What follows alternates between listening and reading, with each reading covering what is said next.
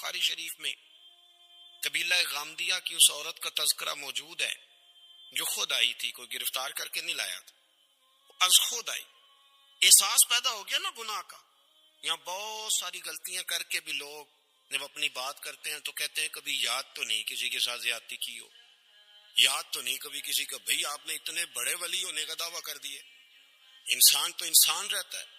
بڑے بڑے لوگ کہہ گئے کہ یا اللہ اگر انجانے میں بھی بھول گئے ہیں تو ہم سے درگزر فرما، لیکن جب ہم تیار ہی نہیں ماننے کو۔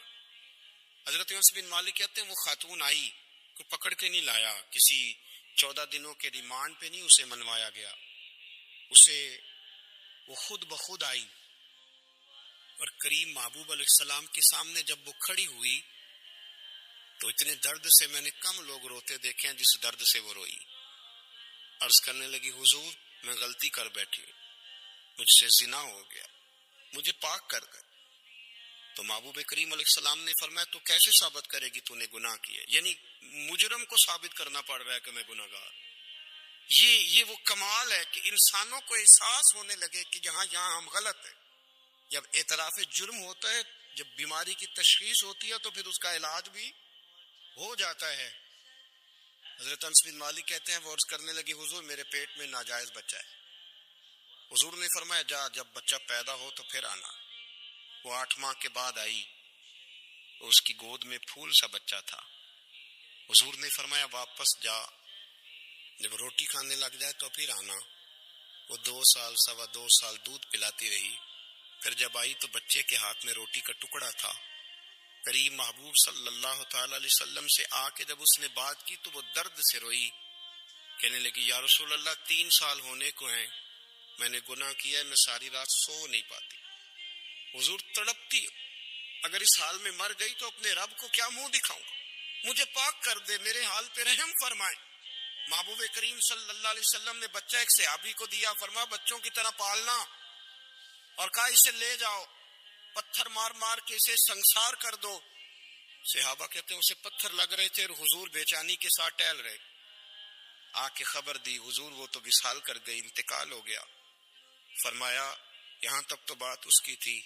حضرت انس بن مالک کہتے اب محبوب کریم نے صحابیات سے فرمایا اسے غسل دو، کفن پہناؤ، جنازہ تیار ہو جائے تو مجھے خبر کرنا۔ حضرت انس بن مالک کہتے ہیں غسل ہوا، کفن ہوا، جنازہ تیار ہوا تو حیران ہم تب ہوئے جب میرے محبوب نے فرمایا صفے بناؤ میں خود جنازہ پڑھاؤں گا، میں خود جنازہ پڑھاؤں۔ اور سرکار نے جنازہ پڑھایا تو ایک شخص کی زبان سے نکلا حضور اس ملعون کا معاذ اللہ جنازہ جس نے ناجائز بچہ جنا، اس کے لیے آپ دعا کر رہے ہیں، جنازہ پڑھا۔ حضور فرمانے لگے خاموش ہو جاؤ، تم نے گناہ دیکھا ہے اس کا احساس نہیں دیکھا، تم نے غلطی دیکھی ہے لیکن اس کی توبہ کا انداز نہیں دیکھا۔ اور صاحب کنز العمال نے یہ لفظ نقل کیے ہیں کہ کریم محبوب فرمانے لگے اس نے تو ایسی شاندار توبہ کی ہے کہ اگر میں اپنی ساری امت میں بانٹ دوں تو اللہ سب کی مغفرت فرما دے گا۔ احساس جب پیدا ہو جاتا ہے نا اپنے دل کے اندر کہ یہاں میں غلط ہوں، ان العبد اذا اعترف ثم تاب تاب اللہ علیہ او کما قال نبی صلی اللہ علیہ وسلم، رواہ مشکات۔ حضور نے فرمایا جب کوئی بندہ کہتا ہے نا اللہ میں بھول گیا تھا اور پھر وہ توبہ کرتا ہے تو رب اس کی توبہ کو فوراً ہی قبول فرما لیتا ہے۔ حضرت عبداللہ بن حذافہ جہاد کر رہے تھے، روم کے عیسائیوں نے گرفتار کر لیا، 1000 آدمی نے مل کے پکڑا، گرفتار نہیں ہوتے تھے صحابی، 1000 آدمی نے گھیرا ڈالا، گرفتار کر کے لے گئے۔ اور جب بادشاہ کے سامنے گئے تو وزیر کہنے لگا بادشاہ بندہ بڑے کام کا ہے، اگر ہمارے قابو آ گیا تو فائدہ دے گا، صحابی ہیں حضرت عبداللہ بن حذافہ، حضرت فاروق اعظم کا زمانہ ہے، اگر قابو آ گیا تو فائدہ دے گا۔ بادشاہ کہنے لگا کیوں، کیا خوبی ہے؟ کہنے لگے ہم 1000 آدمی تھے، یہ اکیلا قابو نہیں آ رہا تھا، 1000 آدمی تھے، اگر ہماری فوج میں شامل ہو گیا تو بہت بڑا جرنیل ملے گا۔ بادشاہ کہنے لگا کوئی مسئلہ نہیں، 2-3 چیزیں ہوتی ہیں بندے کو خریدنے کے لیے، خرید لیتے۔ بادشاہ کہنے لگا عبداللہ جتنی دولت تجھے چاہیے میں تجھے دے دیتا ہوں، میرے لشکر میں آ جا، معاذ اللہ اسلام چھوڑ دے۔ حضرت عبداللہ بن حذافہ کیا فرماتے ہیں بڑا تو بیوقوف ہے، میں نے دولت کمانی ہوتی تو مدینے میں بیٹھ کے تجارت کرتا، میں دولت کمانے نہیں نکلا، میں تو رسول اللہ کی رضا کمانے کے لیے نکلا ہوا ہوں۔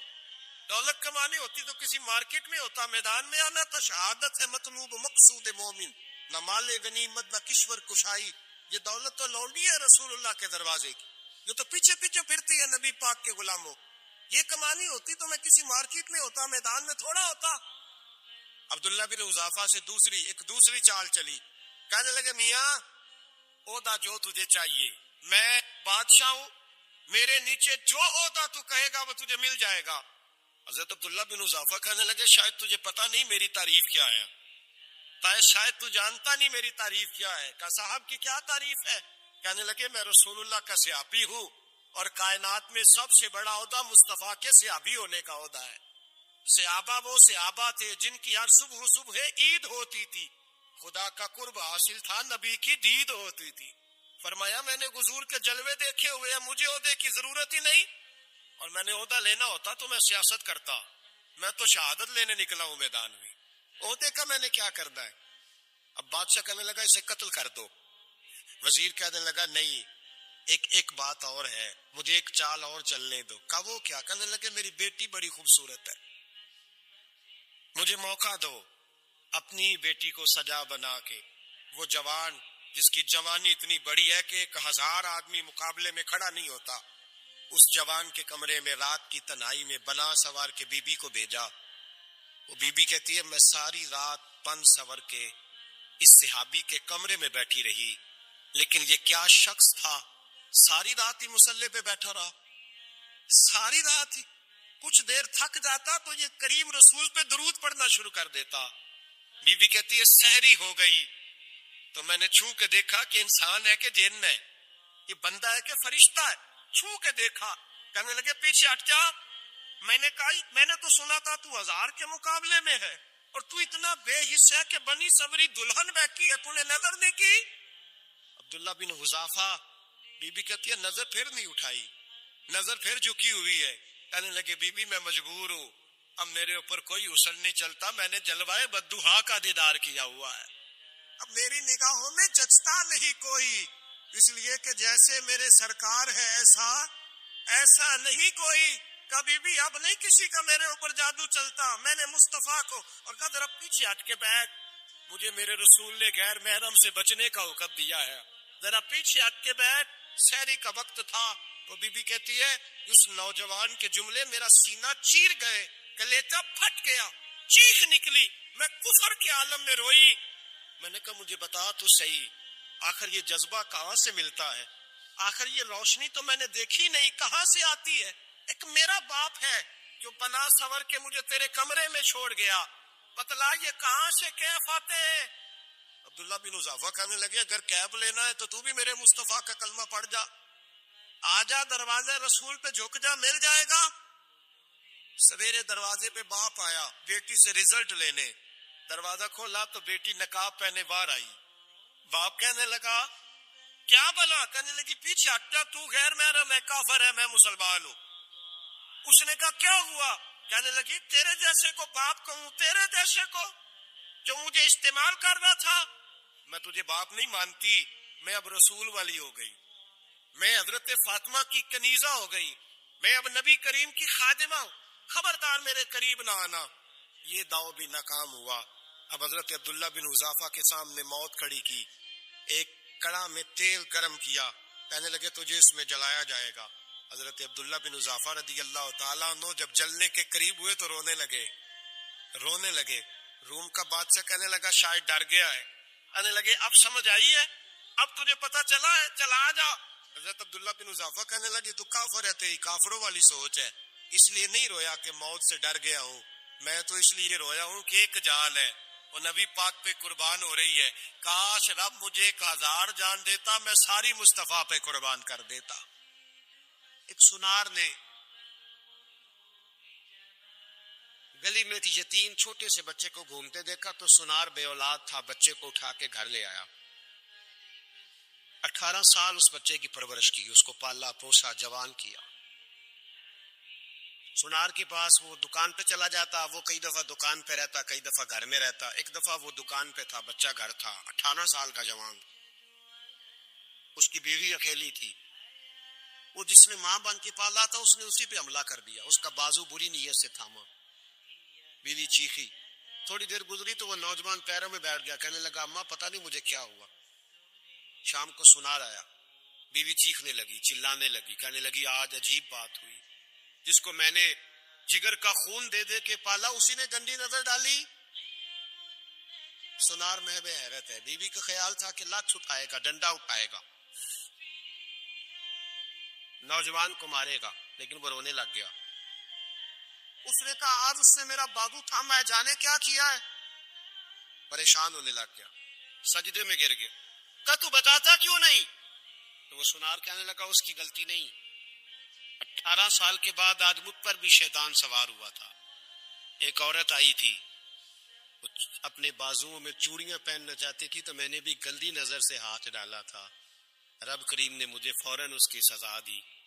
جن کے گھروں میں بیٹیاں ہوتی ہیں ان کی نظریں گندی نہیں ہوتی، جو بیٹیوں کے باپ ہوتے ہیں، جو بہنوں کے بھائی ہوتے ہیں، ان کی نظریں گندی۔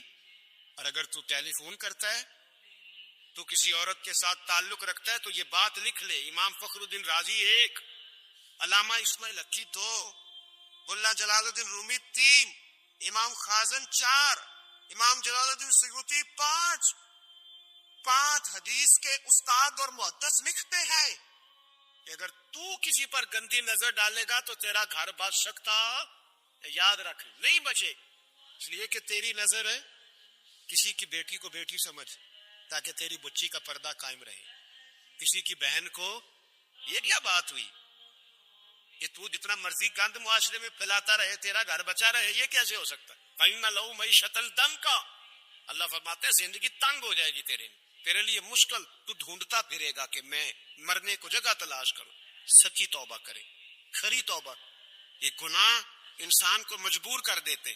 حضرت عبداللہ بن مبارک رحمۃ اللہ تعالی علیہ، ان کے سینکڑوں شاگرد تھے، ایک شاگرد کے انتقال کا وقت آیا تو گھر گئے ملنے، آپ کہتے ہیں میں نے زور لگا لیا پر اس کی زبان پر کلمہ جاری نہیں ہوا، میں اسے کہتا کلمہ پڑھ پر اس کی زبان پر جاری، اللہ اکبر، بہت بڑی نعمت ہے، دعا فرمائیں اللہ ایمان کی موت عطا فرما، ایمان کی موت دے اللہ کریم، ایمان کی موت دے۔ ایسے بھی لوگ دیکھیں ہیں، مسجد نبوی ہے، رسول اللہ کا شہر ہے، سر سجدے میں ہے، روح پرواز کر گئی، روح پر کتنا نصیبوں والا ہے، کتنا نصیبوں والا کہ مسجد نبی میں سر سجدے میں رکھا ہے، اور اللہ تبارک و تعالیٰ نے محبوب کے قدموں میں موت عطا فرمائی۔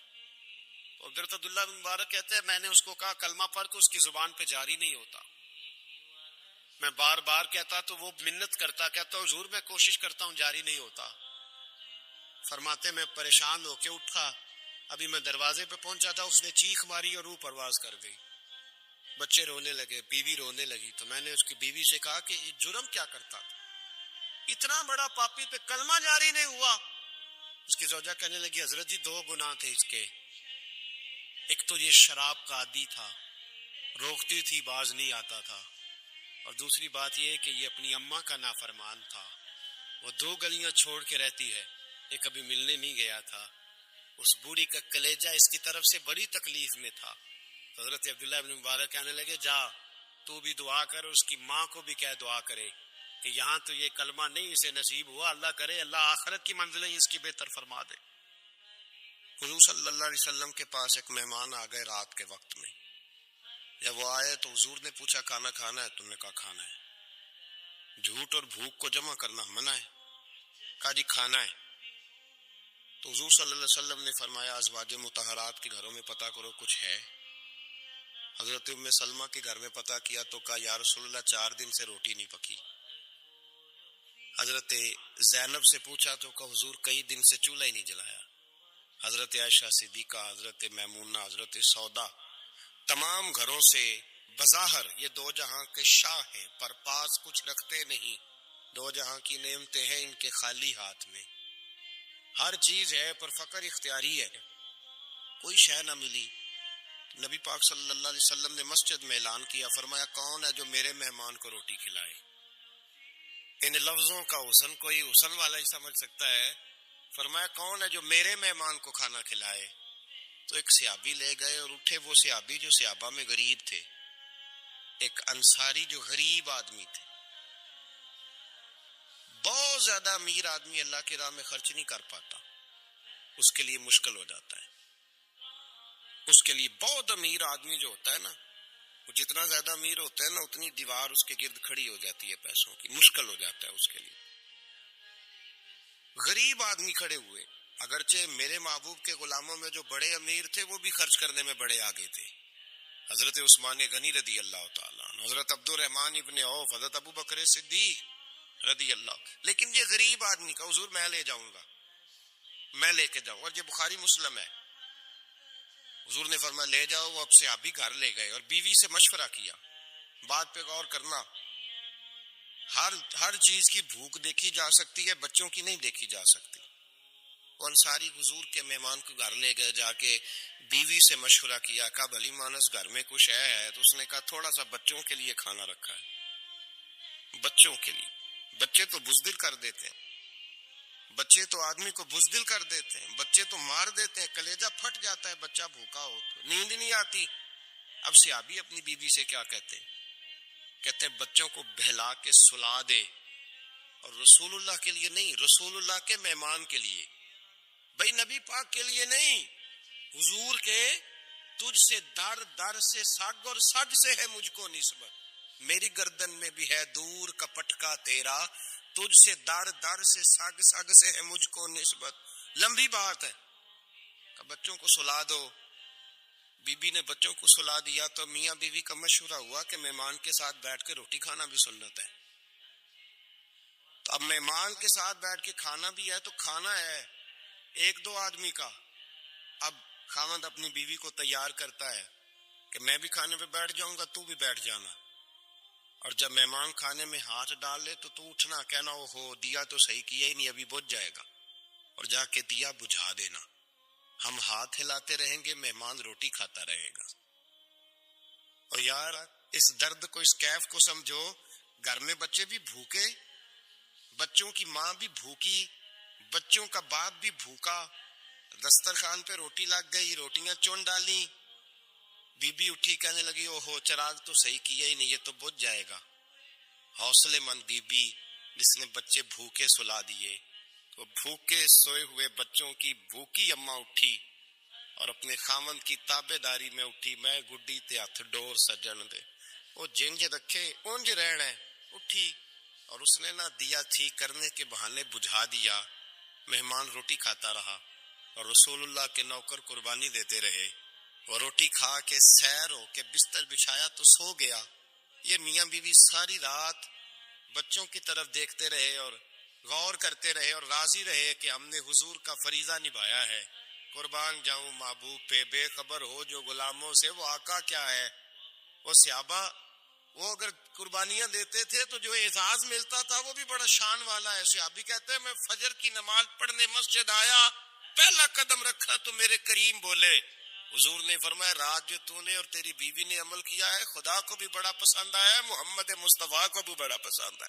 اور پھر ایک لفظ اور ہے حدیث میں، ایک روایت میں کچھ جملے اور بھی ہیں. حضور نے فرمایا جب تو اور تیری بیوی رات مہمان کے ساتھ احسار کر رہے تھے نا تو عرش کا مالک تمہیں مسکرا کے دیکھ رہا تھا. رب تمہیں دیکھ کے مسکرا رہا تھا. رب تمہیں دیکھ کے مسکرا. تر دامنی پہ شیخ ہماری نہ جائیے، ہم دامن نچوڑ دیں تو فرشتے وضو کریں. اور میں وہ مسکرا رہا تھا کہ میرے بندے میرے رسول کی رضا کے لیے کیا کر رہے ہیں. اور صاحب دیکھو، نبی پاک کے لیے نہیں، خاندان کے لیے نہیں، خاندان نبوت کے لیے نہیں، حضور کے نہ سمجھے یار، اس پہلو کو سمجھے. نبی پاک کے بریلی کے امام بول پڑے، فرمانے لگے تجھ سے در سے سگ سے ہے مجھ کو نسبت. تجھ سے در سے ساگ کتے کو کہتے ہیں فارسی. فرماتے محبوب تیرا دروازہ اور دروازے پہ کتا اور کتے کے پاس میں بیٹھا ہوں. چلو کتے کے پاس تو بیٹھا ہوں نا، میری گردن میں بھی کوئی تو پٹکا آیا ہی ہے نا. تجھ سے در سے سگ اور سگ سے ہے مجھ کو نسبت. چلو میری گردن میں بھی ہے دور کا پٹکا تیرا. قرآن مجید بول اٹھا. رب کریم نے فرمایا حبیب یہ تیرے غلام وہ ہیں کہ وَيُقْصِرُونَ عَلَىٰ أَنفُسِهِمْ وَلَوْ كَانَ بِهِمْ خَصَاصَةٌ. فرمایا ان کا حال یہ ہے کہ جس چیز کی شدید حاجت ہوتی ہے وہ بھی اپنے بھائیوں پہ قربان کر دیتے، وہ دے دیتے ہیں تیرے نام پہ. جب مکے والے مدینے آئے انصار مدینہ تو میرے مصطفیٰ کریم نے فرمایا نہ تمہاری نسلیں ایک ہیں نہ قبیلے ایک ہیں، لیکن تمہارا نبی ایک ہے، تمہارا رسول ایک، خدا ایک، کتاب ایک، تمہارا میری وجہ سے رشتہ ہے، چلو اپنے بھائیوں کے ساتھ احسار کرو، چلو احسار کرو۔ اگر کسی کے 2 مکان تھے تو اس نے ایک اس کو دے دیا جو مکے سے آیا تھا، 2 باغ تھے تو ایک دے دیا، کسی کے پاس ایک تھا تو آدھا بانٹ کے دے دیا، ہر چیز تقسیم کر دی۔ حالات بدل جاتے ہیں، حالات بدل جاتے ہیں۔ تلک الایام نداولها بین الناس، اللہ لوگوں کے درمیان دن بدل دیتا ہے، حالات بدل گئے۔ بڑا مال غنیمت آیا، بنو نذیر کا علاقہ فتح ہوا تو میرے رسول پاک صلی اللہ تعالی علیہ وسلم نے انصار مدینہ کو اکٹھا کیا، فرمایا بھئی مال اب بڑا آ گیا ہے۔ 2 باتیں، یہاں تو اس طرح کرتے ہیں کہ میں ان کو کہتا ہوں جو مکے سے آئے تھے کہ جتنی تمہاری جائیدادیں باغ انہوں نے لیے ہیں واپس کر دیتے ہیں تمہیں، اور جو مال آیا ہے وہ بھی تم میں سے آدھا آدھا دونوں کے درمیان بانٹ دیتے ہیں، یا جیسے تمہارا دل چاہے تمہارے مال بھی واپس کرتے ہیں، اور جو وہاں سے مال آیا وہ تمہارے بیچ بانٹ دیتے ہیں، یا اگر تم کہو تو یہ مال ان کو دے دیتے ہیں مہاجرین کو، تمہیں تمہارے مال واپس مل جاتے۔ حضور نے پوچھا انصار مدینہ سے، حضرت سعد بن معاذ، سعد بن عبادہ تڑپ کے کھڑے ہوئے، عرض کی محبوبہ میں تو ابو بکر کو جانتا ہی نہیں تھا، حضور مجھے کیا پتا عمر کون ہے، میں کیا جانوں عثمان غنی مولا علی کی عظمتوں کو، محبوبہ میں نے تو تجھے ان کی طرف مسکرا کے دیکھتے ہوئے دیکھا ہے، تیرا جلوہ دیکھا ہے، تجھ سے در در سے ساگ ساگ سے ہے مجھ کو نسبت، یا رسول اللہ صلی اللہ علیہ وسلم ہم سے مشورہ نہ کریں، آپ اس طرح کریں جو جائیدادیں ہم نے انہیں دی ہیں وہ بھی ان کے پاس رہنے دیں، اور جو مال آیا ہے وہ بھی ان میں تقسیم کر دیں، اس لیے کہ ہمیں تو بس اتنا پتا ہے کہ یہ آپ کے غلام ہیں، آپ کے نوکر ہیں، ہمیں اس سے زیادہ کسی چیز کے کوئی غرض، بس آپ کے غلام ہے، بات ختم ہو گئی۔ حضور خاموش ہو گئے۔ صحابہ کہتے ہیں دیر کے بعد ہم نے کہا فیصلہ ہونا چاہیے، فیصلہ پتہ کیا ہوا؟ حضور نے ہاتھ اٹھائے، کہا اے اللہ میرے مدینے والوں پہ رحم فرما، اے اللہ میرے انصار پہ رحم فرما، اللہ ان کے جذبے قبول فرما۔ بھائی اظہار والی زندگی، وہ کیا بات ہوئی کہ میں نے بڑی قربانی دی ہے تو، اور جب تک تو قربانی نہیں دیتا تو قدر والا نہیں ہوتا۔ جو چیز قربانی سے حاصل ہوتی ہے اس کی قدر ہوتی ہے، جو چیز مفت میں آ جاتی ہے اس کی کوئی قدر نہیں ہوتی، کوئی قدر نہیں۔ میں اکثر سوچتا ہوں کہ حضرت خواجہ اجمیری کے خلیفے اجمیر میں بھی تو ہونے چاہیے تھے نا، لیکن ان کے خلیفے اجمیر میں نہیں ہوئے، دلی میں ہوئے۔ تو میں سوچتا ہوں دلی والوں کے خلیفے دلی میں ہونے چاہیے، لیکن دلی میں نہیں ہوئے، پاک پتن میں ہوئے، تو پاک پتن والوں کے یہاں ہو جاتے۔ وہ اس لیے کہ قربانی جو دیتا ہے نا، جو دور سے چل کے آتا ہے وہ قربانی کرتا ہے، قربانی دیتا ہے، اس کو قدر زیادہ ہوتی ہے۔ ہم نے کسی شے کے لیے کبھی قربانی نہیں دی، نہ دین کے لیے، نہ قرآن کے لیے، نہ مسجد کے لیے، نہ شیخ کے لیے، نہ طریقت کے لیے، قربانی تو ہے ہی نہیں۔ تو جو شے مفت ملتی ہے اس کا نہ مزہ آتا ہے نہ قدر ہوتی ہے۔ جو چیز قربانی کر کے لیتے ہو نا، قربانی کر کے، اس کی قدر ہوتی ہے۔ کسی لیے کہا تھا کسی درویش نے، اس نے کہا تھا قدر نبی دا ایک کی جانن دنیا دار کمینے، قدر نبی دا جانن والے سو گئے وچ مدینے۔ ان سے پوچھو نا، ان سے پوچھو ان حضرات کو کتنی قدر تھی۔ قربانی اپنی زندگی میں دینا سیکھے۔ ایک ہوتی ہے بندے کی ذاتی خواہش، اس کو کچلنا بڑا مشکل ہوتا ہے۔ قربانی بڑی ضروری چیز کا نام ہے، اور جو قربانی دینا سیکھ جاتا ہے وہ بچ جاتا ہے۔ کتیا 6 بچے جنم دیتی ہے لیکن قربانی نہیں نہ دیتی بچوں کی، تو ریوڑ نہیں بنتے، اجڑ نہیں بنتے۔ بکری 2 بچے پیدا کرتی ہے اور سال کے بعد ہزاروں بچوں، لاکھوں بچوں کی قربانی دیتی ہے، پر پھر بھی جدھر جاؤ بکرے ہی بکرے نظر آتے ہیں۔ جو قربانی دینا سیکھ جاتا ہے نا، یزید نے کوئی قربانی نہیں دی، اس لیے کوئی شخص بھی کھڑا ہو کے نہیں کہتا، حالانکہ 14-15 بیٹے تھے یزید کے، کوئی بھی کھڑا ہو کے نہیں کہتا میں اس کی نسل میں سے ہوں۔ امام حسین نے ساری قربانی دے دی۔ ایک زین العابدین بچے تھے، پوری دنیا میں اللہ نے سید عطا فرمائے ہوئے ہیں۔ جو قربانی دینا سیکھ جاتا ہے وہ بچ جاتا ہے۔ ہم نا قربانی کیا، ہمارے پاس تو اضافی شے ہے وہی دینے کو تیار نہیں۔ جب آپ تیار ہی نہیں تو سودا ہی نہیں کر، آپ نکلے ہی نہیں میدان میں، تو حاصل کیسے ہو؟ حصول تو تب ہوگا نا جب آپ کوئی انویسٹمنٹ کریں گے. تو آپ انویسٹ ہی نہیں کر رہے تو بھائی آپ نے پودا ہی نہیں لگایا تو پھل کیسے ملے؟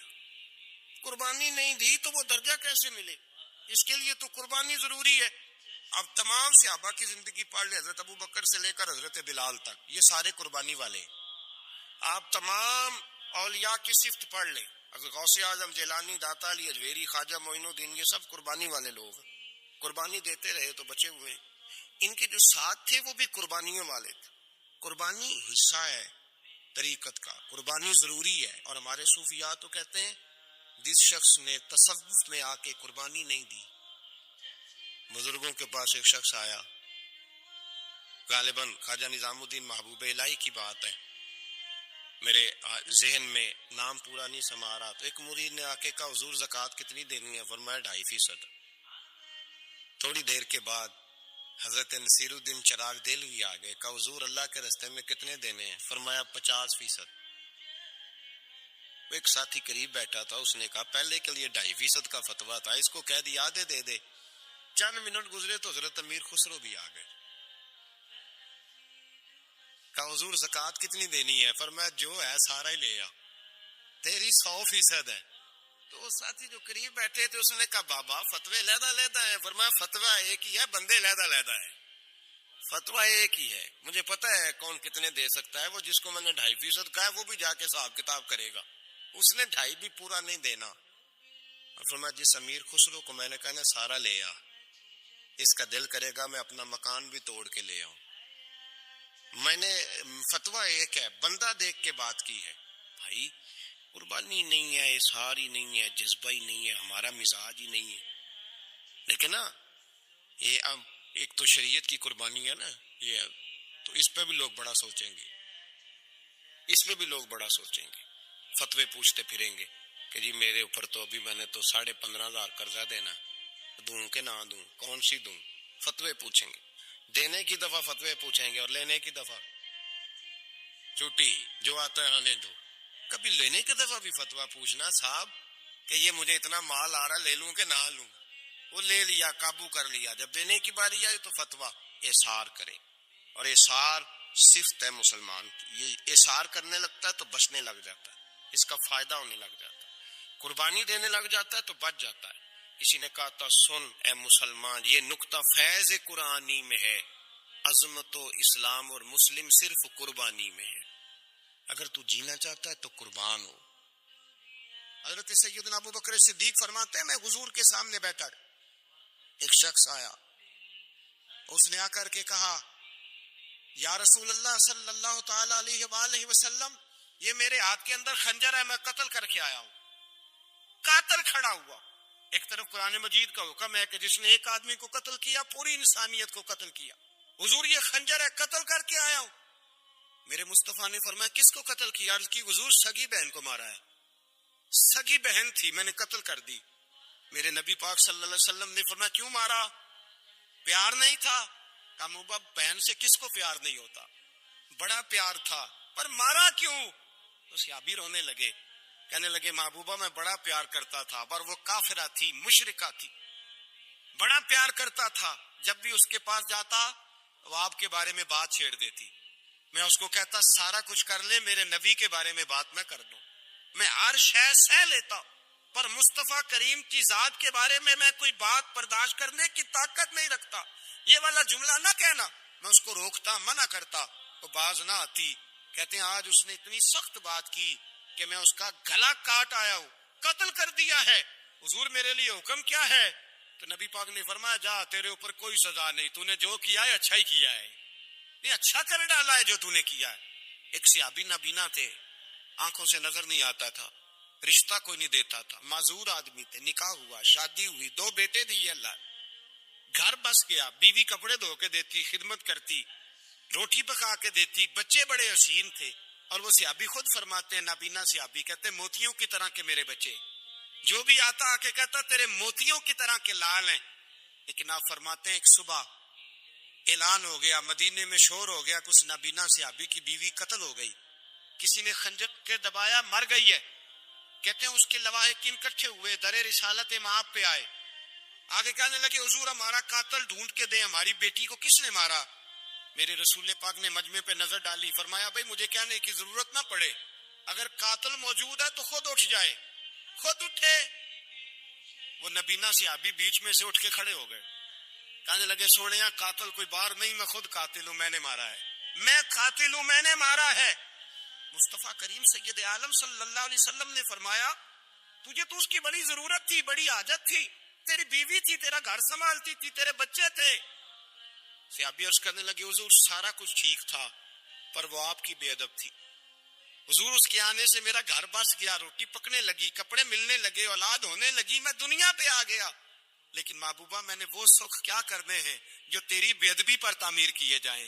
یا رسول اللہ مجھے کیا حاجت اس چیز کی، اس میں آپ کا پیار ہی نہ ہو، یا رسول اللہ آپ کی محبت ہی نہ، حضور میں نے قتل کر ڈالا ہے، مجھے بیوی نہیں چاہیے، مجھے وہ والی چاہیے جس کی زبان پر رسول اللہ کے نام کے ترانے ہو، جو حضور کی محفل کرنے والی ہو، نعت پڑھنے والی ہو، جو نبی پاک علیہ السلام کی ازواج کا، اولاد کا، بیٹیوں کا ذکر کرنے والی، مجھے وہ بیوی نہیں چاہیے جو بیوی بے ادبی کرے۔ میرے نبی پاک صلی اللہ علیہ وسلم نے محلے داروں سے پوچھا، فرمایا بات اس کی ٹھیک ہے؟ کہا حضور واقعی بے ادب تھی۔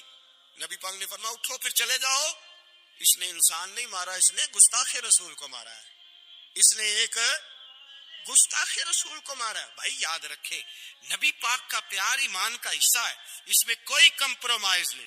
حضرت ابو عبادہ بن جراح نے میدان کے اندر اپنے باپ کو قتل کیا، باپ کو مارا، حضور سید عالم صلی اللہ علیہ وسلم نے کہا ابو عبادہ تو نے باپ ہی مار دیا ہے، کہا حضور باپ نہیں چاہیے، رسول اللہ کا وفادار چاہیے، حضور وفادار چاہیے۔ نبی پاک صلی اللہ تعالی علیہ وآلہ وسلم کی محبت اصل دین ہے، اصل دین۔ صحابہ کرام نے ہر چیز سے بڑھ کر رسول پاک سے پیار کیا، ہر چیز سے بڑھ کر، بھلا دی دنیا ساری انہوں نے، لیکن رسول پاک سید عالم صلی اللہ علیہ وسلم کا پیار انہوں نے اپنے دل سے نہیں بلایا، اپنی اولادیں لا کے حضور کی خدمت میں پیش کر دی، اپنے بچے لا کر پیش کر۔ حضرت عائشہ صدیقہ رضی اللہ تعالیٰ عنہ فرماتی ہیں ساری زندگی ابو بکر صدیق نے ڈانٹا نہیں، میرا باپ رفیق تھا، شفیق تھا، مہربان تھے، کوئی کبھی انہوں نے سخت گھورا بھی نہیں ہماری طرف۔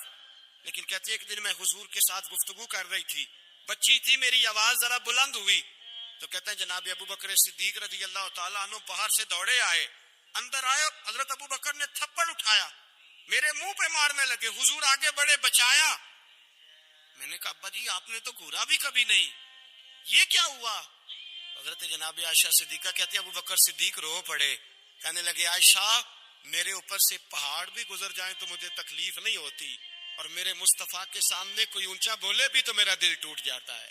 خبردار، حضور سید عالم، حضرت عمر کا زمانہ تھا، کچھ لوگ آئے کہیں اور کے رہنے والے، مسجد نبی میں اونچی آواز میں بولنے لگے، اونچی آواز میں باتیں کرنے لگے۔ حضرت عمر نے بلایا، فرمایا ادھر آؤ، کون ہو، کہاں سے آئے ہو؟ کہنے لگے کوئی شام کا ہے، کوئی کسی ملک کا ہے۔ آپ فرمانے لگے تمہیں پتا نہیں یہ روضہ رسول ہے، تمہیں پتا نہیں یہ حضور کی مسجد ہے، لا ترفعوا اصواتکم فوق صوت النبی، تمہیں خبر نہیں تم کہاں آئے ہو؟ فرمایا اگر تم مدینے کے رہنے والے ہوتے میں تمہیں دروں سے مارتا، تمہیں سزا دیتا، تمہیں ادب رسول کا نہیں پتا، تمہیں رسول اللہ صلی اللہ علیہ وسلم کے طریقے کا نہیں پتا۔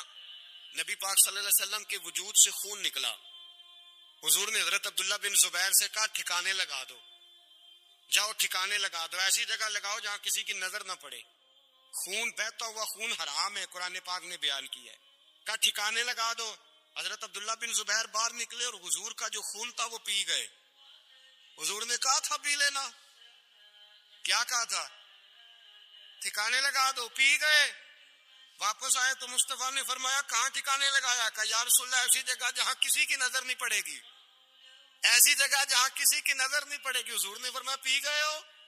کہا حضور پی گیا ہوں۔ فرمایا جاؤ نبی کا وعدہ ہے تمہارے وجود کو جہنم کی آگ چھوئے گی بھی نہیں۔ ہم وہ والا پیار کرتے ہیں جو حضور نے کہا ہے۔ حضرت ام ایمن نبی پاک کی دائی تھی، حضور کی رضائی والدہ تھی، سرکار کی طبیعت مبارک علیل ہوئی تو حضور نے نا ویسے نبی پاک جب پخانہ کرتے تھے نا تو حضرت عائشہ صدیقہ فرماتی ہیں حضور کے پخانے سے کستوری سے بھی زیادہ خوشبو آیا کرتی۔ اور آپ حضرت انس بن مالک فرماتے ہیں حضور کھیتوں میں پخانے کے لیے جاتے میں ساتھ جاتا، جہاں نبی پاک صلی اللہ علیہ وسلم پخانہ کرتے میں وہاں جا کے دیکھتا تو کوئی شے نہ ہوتی، میں کہتا حضور کہاں گیا؟ اللہ کے رسول فرماتے جب میں پخانہ کرتا ہوں تو زمین کھل جاتی ہے، میرا پخانہ اندر سمو لیتی ہے۔ حضور کے پخانے اور پیشاب سے کستوری کی خوشبو آتی تھی، کستوری کی خوشبو آتی تھی۔ حضرت ام ایمن رضی اللہ تعالی عنہ کہتی ہیں حضور نے پیشاب کیا، طبیعت مبارک قلیل تھی تو لکڑی کے ایک برتن میں حضور نے پیشاب کیا اور کہا اماں جی اس کو باہر رکھا ہے، کہیں باہر ٹھکانے لگائیں۔ حضرت ام ایمن کہتی ہے میں نے اسے ہاتھ لگایا تو میرے وجود سے بھی خوشبو آنے لگی، میرا جسم مہکنے لگا۔ حضرت ام ایمن کہتی ہے میں باہر جا کے نکال کے دکھاؤ کسی حدیث سے کہ رسول پاک نے فرمایا ہو میرا پخانہ پی جانا۔ حضرت ام ایمن باہر گئیں، نبی پاک کا پیشاب مبارک پی گئیں، واپس آئیں تو حضور نے فرمایا اماں کہاں رکھا ہے؟ کہنے لگی محبوبہ وہاں رکھا ہے، کسی کی نظر نہیں پڑے گی۔ حضور نے فرمایا پی گئی ہو؟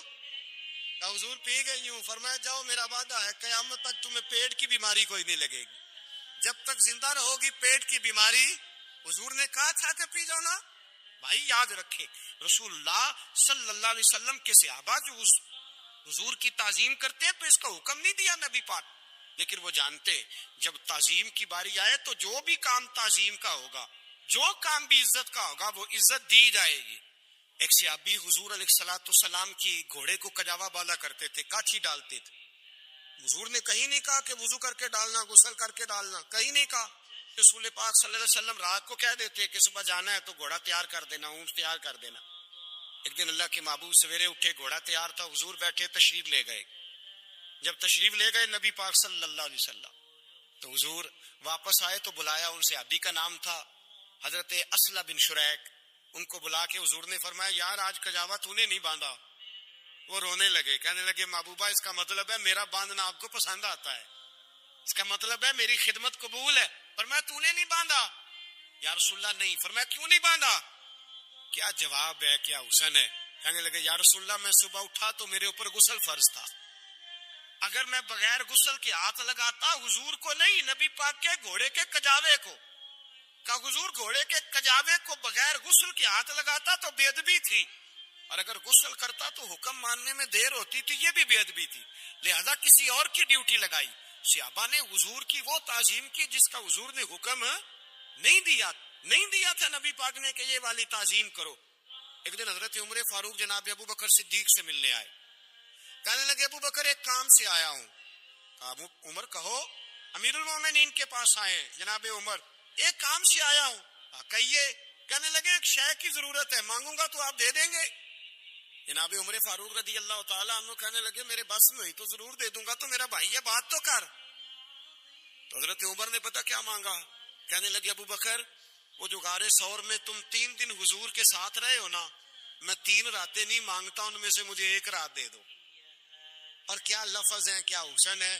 کہنے لگے عمر کی زندگی کی ساری نیکیاں لے لو، 3 راتوں میں سے 1 رات مجھے دے دو، 1 رات مجھے دے دو۔ حضرت ابو بکر صدیق رضی اللہ تعالیٰ عنہ رو پڑے، کہنے لگے میں نے کہا تھا جو بس میں ہوگا دوں گا، یہ تو میرے مصطفیٰ کی محبت ہے، یہ کسی کو دینا میرے بس کی بات، یہ حضور کا پیار ہے جو میں نے سنبھال کے رکھا ہوا ہے، سنبھال کے پھر کے گلی گلی تباہ ٹھوکرے سب کی کھائے کیوں، دل کو جو عقل دے خدا تو تیری گلی سے جائے کیوں، جان ہے عشق مصطفیٰ روز فضو کرے خدا، ارے جس کو ہو درد کا مزہ وہ نازے دوا اٹھائے کیوں، اب تو نہ روک ہے غنی عادت سگ بگڑ گئی، پہلے ہی دن میرے کریم لقمہ تر کھلائے کیوں۔ حضرت بلال کہتے ہیں میں اذان پڑھ رہا تھا، ابو بکر سن رہے تھے، انہوں نے چوم کے آنکھوں سے لگایا، بعد میں کہ ملا علی قاری نے لکھا ہے، بعد میں کسی صحابی نے کہا محبوبہ ابو بکر نے انگوٹھے چوم کے آنکھوں سے لگائے ہیں، اور انہوں نے چوم کے کہا قرۃ عینی بک یا رسول اللہ، حضور آپ میری آنکھوں کی ٹھنڈک ہیں۔ میرے مصطفیٰ نے فرمایا جو میرے ابو بکر کی طرح کرے گا اس کی آنکھوں میں کبھی تکلیف نہیں ہوگی، اس کی آنکھوں میں کبھی تکلیف۔ حضور آپ نے تو حکم ہی نہیں دیا، آپ نے تو کہا ہی نہیں یہ کام کرنے کا، آپ نے تو کہا ہی نہیں یہ ذکر کرنے کا۔ میرے رسول کریم سید عالم صلی اللہ تعالی علیہ وسلم کا پیار ایمان کی جان ہے۔